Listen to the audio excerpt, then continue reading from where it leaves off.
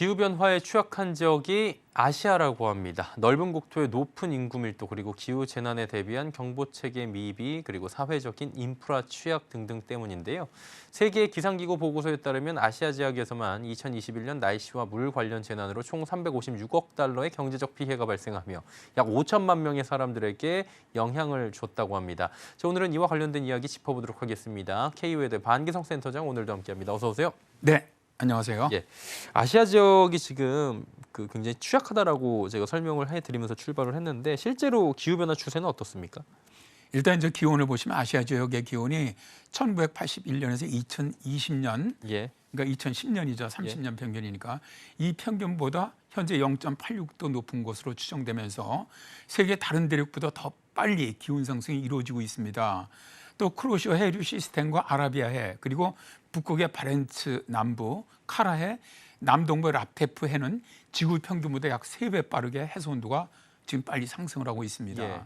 강수량은 지역에 따라 편차가 매우 크게 발생하고 있고요.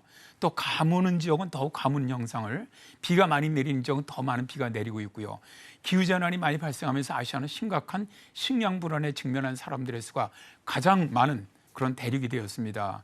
특히 아프가니스탄에서는 경제적 어려움 외에도 장기적인 가뭄으로 인해 인구의 47%가 극심한 식량 불안 상태에 빠져 있죠. 예, 이 아시아 지역이 세계의 다른 지역보다 더 많은 기후 변화에 영향을 받는다면 아무래도 이제 재난도 더 많이 발생한다 이렇게 볼 수 있겠죠? 네, 그렇습니다. 예. 세계 기상기구의 이제 기후재난 현황 보고서를 보면은 예, 여기서도 그런 점을 굉장히 강력하게 지적을 하고 있습니다. 네네. 아시아 지역은 기후변화로 인한 재난이 지속적으로 증가하면서 인적 혹은 경제적, 환경적 피해가 늘어나고 있다 보니까 노동 생산성도 떨어지고 식량 불안과 빈곤 가구가 늘어나고 있다라고 말하고 있는데요. 결국 아시아 국가들이 지속 가능한 발전을 저해시키고 있다라고 말합니다. 이번 보고서에서는 특히 미래의 물 스트레스에 대한 우려를 표명을 했는데요. 히말라야 산맥과 티베트 고원을 포함한 아시아의 높은 산맥에 있는 빙하 면적은 약 10만 제곱킬로미터로 극지방 외 지역에서는 가장 많은 양의 얼음을 현재 가지고 있습니다. 그런데 기후변화로 빙하 후퇴 속도가 빨라지고 있고 2021년에 유난히 따뜻하고 건조한 환경의 결과로 많은 빙하가 극심한 질량 손실을 겪었죠. 중국과 인도, 파키스탄, 네팔, 부탄, 동남아시아 등의 식수를 공급한 이 지역의 빙하가 사라진다는 것은 지구상에서 가장 인구 밀도가 높은 이 지역의 미래 세대에게 엄청나게 나쁜 영향을 미칠 것이라는 겁니다. 물 부족 예상뿐만 아니라 홍수 등 물과 관련된 극단적인 기후재난은 아시아의 가장 중요한 위험이기도 한데요. 특히 아시아 국가들은 홍수나 태풍 등의 조기 경보를 제공받지 못하는 사람들이 많은 것에 대해서 미래 아시아의 많은 지역에 걸쳐 예상되는 강수량의 증가가 조기 경보 시스템을 강화하는 것이 얼마나 중요한지를 보여주고 있다. 또 유엔 모두를 위한 조기 경보 프로그램은 더 빈번하고 극심한 극단적인 날씨로부터 사람들을 보호하는 데 도움이 될 것이다. 아시아 지역은 세계에서 조기 경보에 가장 취약한 지역이기 때문이라고 바로 페테리 탈라스 세계 기상기구 사무총장은 말하고 있습니다. 예, 그럼 뭐 이제 아시아가 기후 재난에 굉장히 취약하다고 말씀하셨는데 그럼 이로 인한 경제적 피해도 당연히 늘 수밖에 없겠죠?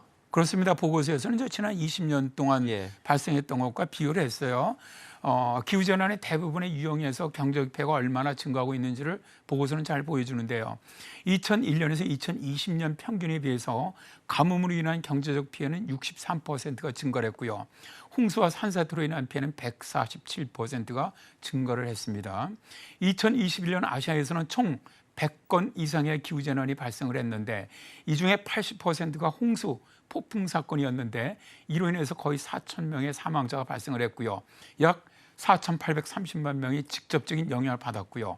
총 356억 달러의 경제적 피해가 발생했다고 합니다. 인명피해 및 경제적 피해는 홍수로부터 발생을 했지만 가장 많은 사람들에게 직접적인 영향을 준 기상현상은 가뭄이었고요. 모래폭풍이라든가 먼지폭풍도 건강에 많은 영향을 주었다고 보고서에서는 말하고 있습니다. 이 지역 국가들 중에서 중국이 184억 달러, 인도가 32억 달러, 태국이 6억 달러 순으로 홍수로 인한 경제적인 피해가 발생을 했고요. 태풍이나 폭풍으로 인한 경제적 손실은 인도가 44억 달러, 중국이 30억 달러, 일본이 20억 달러의 심각한 경제적 피해가 발생했다고 합니다. 결국에 이제 기후 재난의 피해를 줄여야 되잖아요. 그러다 보니까 기후 적응이 좀 필요해 보이는데 이 지역들은 어떻게 좀 적응을 하고 있습니까?